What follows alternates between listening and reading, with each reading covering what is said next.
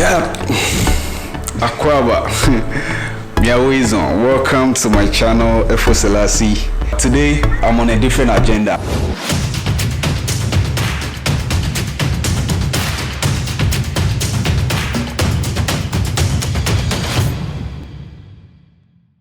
Welcome to Ghana. How do I say welcome? Akwaba? Akwaba. Yeah. Akwaba. Yeah. Akwaba. No, so I say Akwaba, you say thank you. So Akwaba. Medase. Medase. Nice. All right. Tell us a little about I mean, I know your name, I know everything, but for the sake of my people, tell me a little about yourself. Yeah. Hello, everybody. My name is Greg Hatton.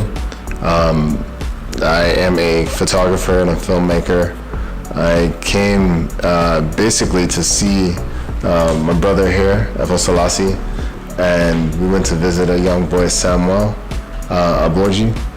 Aboji, yeah. And we wanted to see some of his inventions and tell his story. So we came taking pictures and, basically that was why we came, like for the work reason. But honestly, just to come back to Africa, and that's been very spiritual. So thank you. Thank you. So you said you came here to speak to Samuel Abaji and tell a story, and also to just visit Africa. How important is it for you to tell his story? He's on my channel. He's an inventor. He built the electric solar-powered scooter. This is 17-year-old Samuel from Ghana, an African child with a zeal and passion to solve problems in his society. An African child with natural skills and capabilities to build solar-powered electrical motorbikes, washing machines, vacuum cleaners, amongst other things. Even with the scarcity of resources and lack of opportunities, he can either become an industrious individual and an asset to the continent, or another person who only dreamt about a future he could have had with the right opportunity and support. How long are we going to sleep on such talented individuals? This is one of the many reasons why the unity of Africa is crucial. The similarities of problems across the continent and the dire need for solutions by the desperate youth of this generation of Africans requires unity. Samuel, Kantanka, Innocent Motors, among others, should not be left to wane off. Instead, let's support and encourage these gifted individuals to build a better Africa.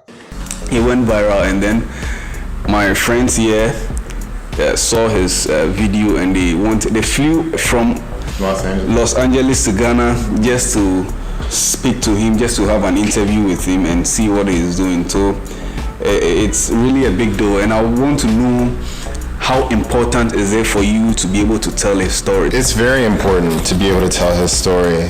Honestly, communication to me is like one of the most important things in the world. I mean, that's kind of why I chose to do filmmaking and photography and storytelling, because even from the beginning of time, all we do is tell stories to each other. That's how we learn. That's how we know things of the past. That's why we teach. That's how we teach the kids. We tell them the story. So if you don't know the story, you have to take it upon yourself to go and find the story. So with documentary work, I go to the places, talk to the people, understand from their perspective, so that I can share it with more people to help us all, because I believe 100% that we're all the same. We're all humans. We're all, we have different colors, and some people have done crazy things, but at the core of it, we are all the same, and we need to tap into how similar we all are, and that gets us to the next level. You were saying, we were having a conversation earlier, and you were saying back there in LA, there are all the good facilities, there are all the good things that can make it easier for a young person over there to be able to do something new, bring something up, but they really don't put their focus there. They really don't do it. Tell us how important it is for us as Africans to be able to do something with our hands, even though we don't have all the like the necessary things to be able to put things together. So the biggest difference is that in America, specifically LA, everything is available to you. You know, you can really do anything you want. And it's been like that my entire life, really. There has been, of course, there's racial issues, and it goes both ways, where some people they think that they can't do something because they're black. Okay. You're like, oh, I'm black, I'm not supposed to surf. Or I'm black, I'm not supposed to do this. And then you have other people like, oh, you can't do that because you're black. Yeah. So it's like from two sides, you get kind of mixed up. Yeah. And the fact is, you can do whatever you want to do. Like you just have to do it. And even though there's somebody saying, oh, you can't, it's still on you to do that. So in America, what we see a lot of time is because there's so much ability to do anything, a lot of people kind of don't do anything at all. You know, they don't do as much as they can. I don't want to say they don't do anything. They just don't do as much as they can. And I think a lot of that just comes with, it's a symptom of things being a little bit too easy for anybody. If it's really easy for you to get the banana from the tree, you know, sometimes you don't need to get it, whatever. But if it's really difficult, it's going to mean something more for you to achieve that. And so that's the real difference, because it's very comfortable in the United States. From what I've seen here, it's opened my eyes to a lot, you know, being in Tema and East Legon Hills and in Accra and what is it? Ashaiman, yeah. So it's really interesting because I see that, you know, there's not a lot of, like, you can't just go get this, you can't just go get that. You have to really work for something. And the people that are doing that are really overcoming a lot of hurdles just to have basic necessities. And, you know, I think the people here should take pride in that accomplishment and understand that they're doing something that everyone that I see out on the street can do. But they have to really come together to accomplish these things and have pride in what they're doing.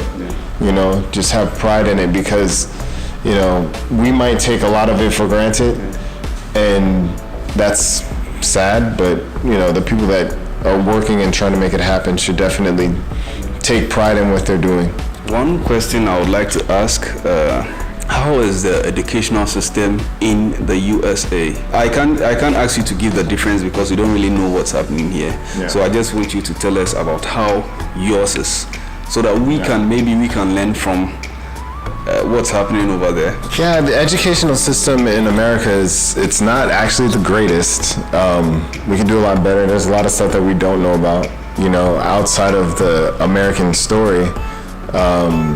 You know, science and math and all that kind of good stuff is very good, because we want to know about how to make things work and all this. And there's all kind of programs for computers, for architecture, for gardening, you know what I mean? There's education specified for so many things. That's great. When we get into our secondary schools and into colleges, you can learn the depths of so many different things.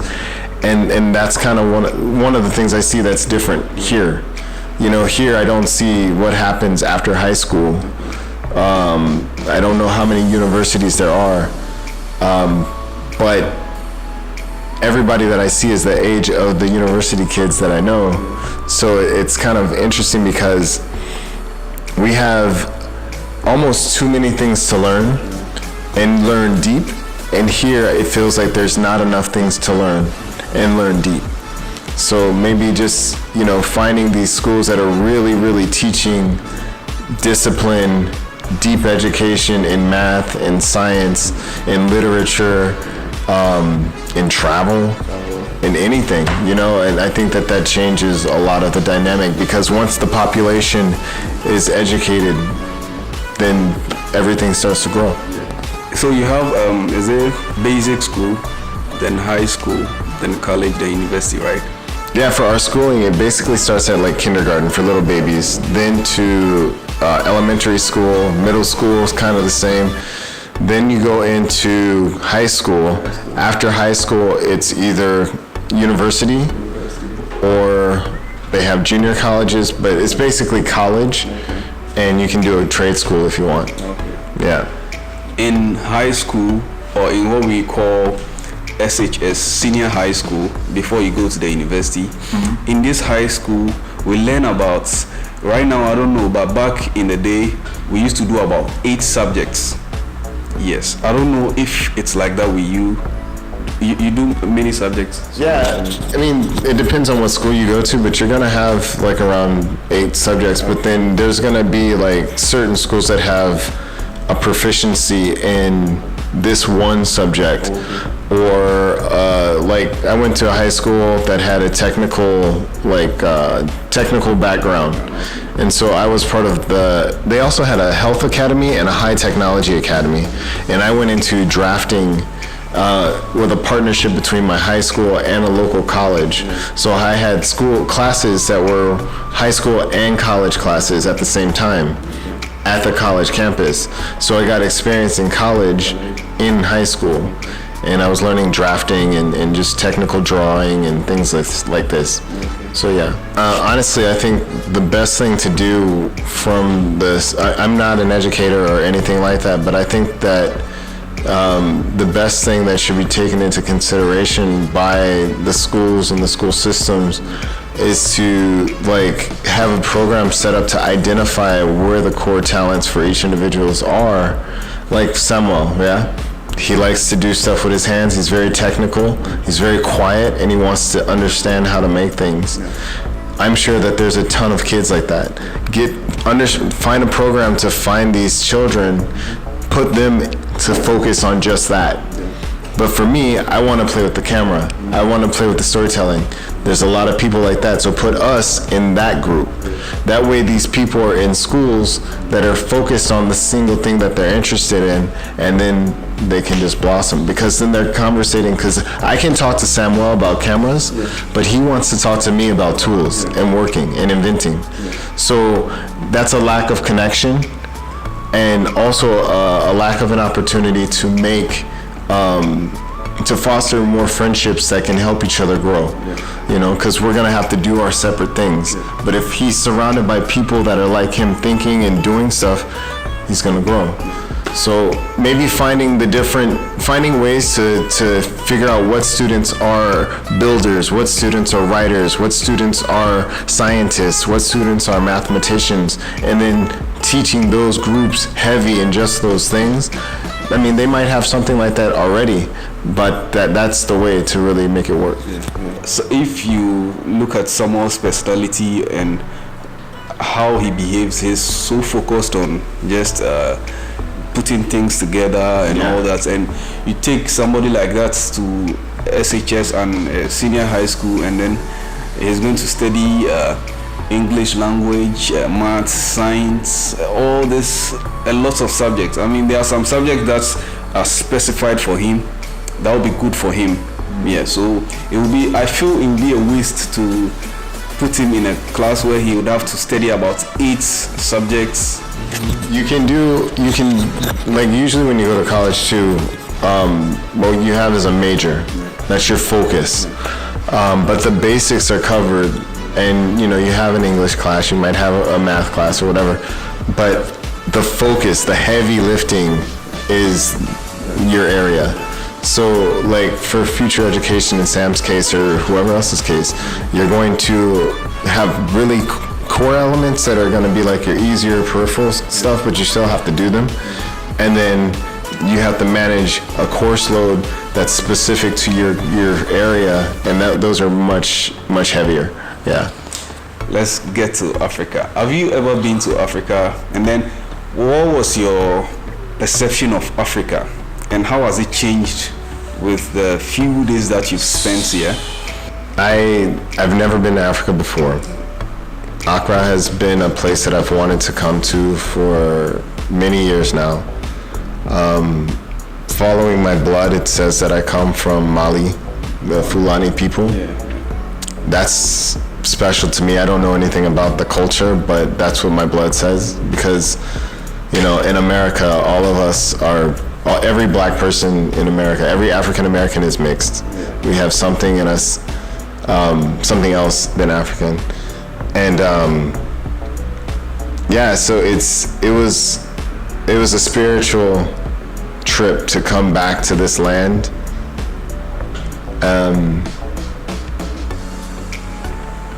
It's kind of heavy because I see so many like black people that are beautiful and strong and young and just eager to live, you know. And I mean, I come from a place where, in the position that I'm in, you know, we're not around a lot of black people a lot of the time, and so it's a weird space. So when you come to a place where it's all black people, you're amazed, like, whoa, this is beautiful, you know, like, this is crazy. And you almost don't know why. It feels so good, but it feels great.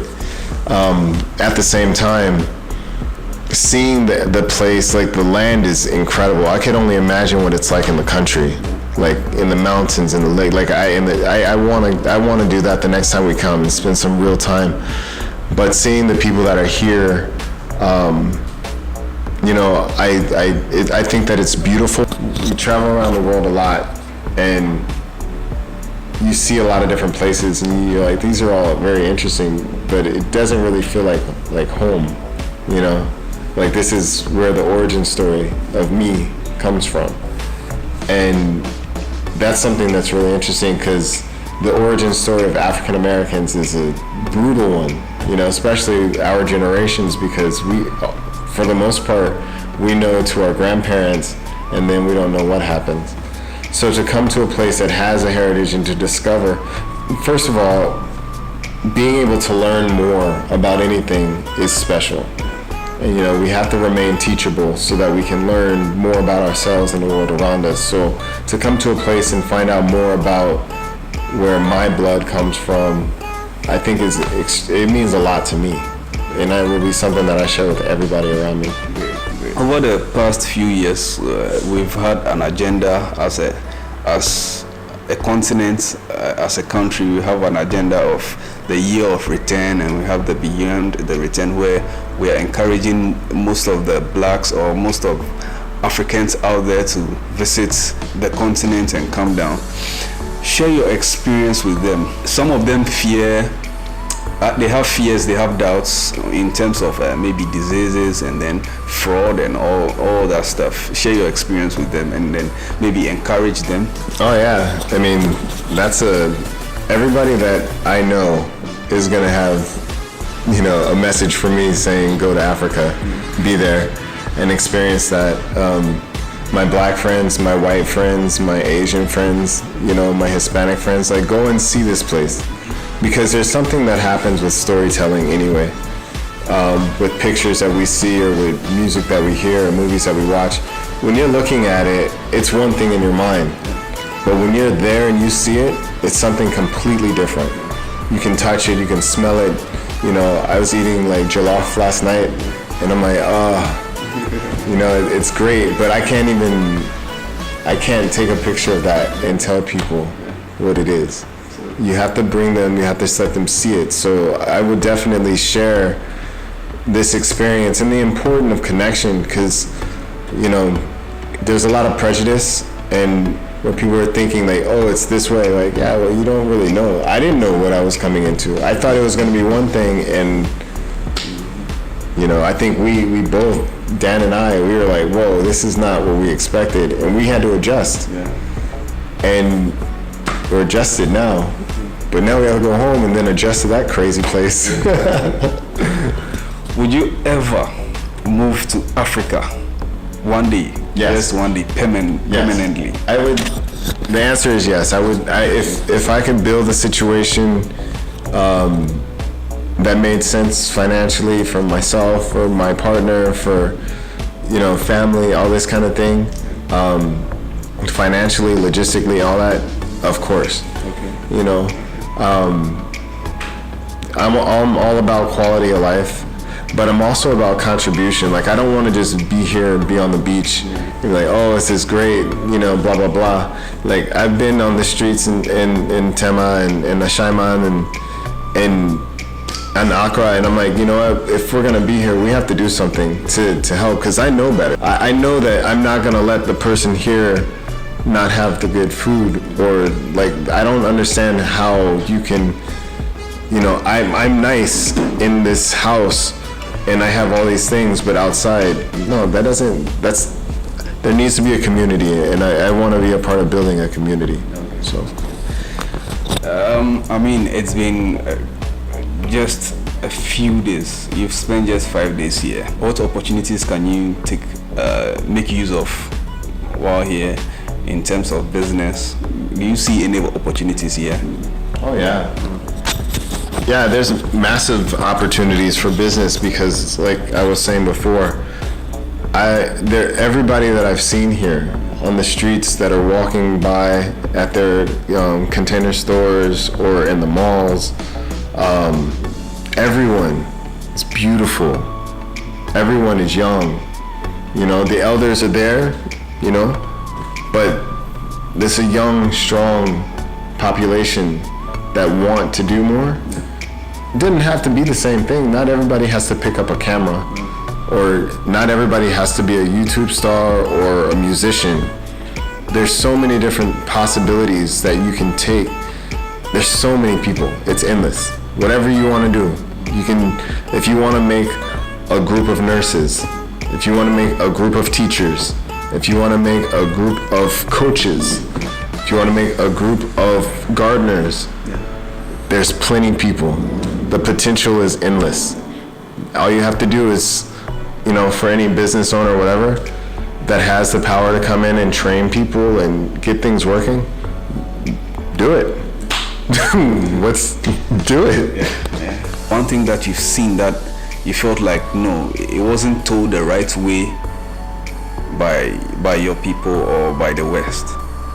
I guess when I keep saying about how beautiful the people are and how young the people are and strong, like, I didn't expect to see so many young people, like able-bodied, you know, those people. I didn't expect to see those people kind of waiting to do something. And waiting is a bad excuse, or a bad word. I think that, you know, I didn't expect to see that many people without an opportunity to really provide for themselves. I don't know what I was thinking. I wasn't told anything about that. But when I got here, it really struck me, because I work with a lot of people that are young. I train capoeira. I used to teach children and teenagers how to, you know, do this martial art, Afro-Brazilian martial art of capoeira, with Capoeira Brazil. Los Angeles, my mestre is Mestre Boneco. And that is an Afro-Brazilian martial art. It's beautiful. It comes from its roots in Africa and went to Brazil. And, you know, it's a beautiful art form, but in that art form, I've spent a lot of time training it for over 10 years now and working with a lot of different people. So when I was young and strong, I got that martial art, and I taught that martial art. And I see a lot of the people here that I connect directly to because of my heritage and through this martial art. And I know that there's so much potential in each and every one of them. And honestly, that's what I was not expecting to see, that many people so ready to be full of life and apparently not having, you know, an understanding of how to grab it or the opportunity to grab it. And that's what I want to help. How was it traveling here? Your visa process, did you get it easily? Can you take us through the process briefly? Maybe somebody wants to come here and then... Yeah, I mean, this trip was kind of done at the last minute, so we had to rush everything. The visa process, we had to send our passports to New York to get them processed next day. That took a little bit of time because we sent it next day, but they don't work on Friday, so we had to wait. And then on Monday was Juneteenth, so they didn't work. So they got there on Tuesday, and then, you know, our flight was on Thursday or Friday, and it was tight.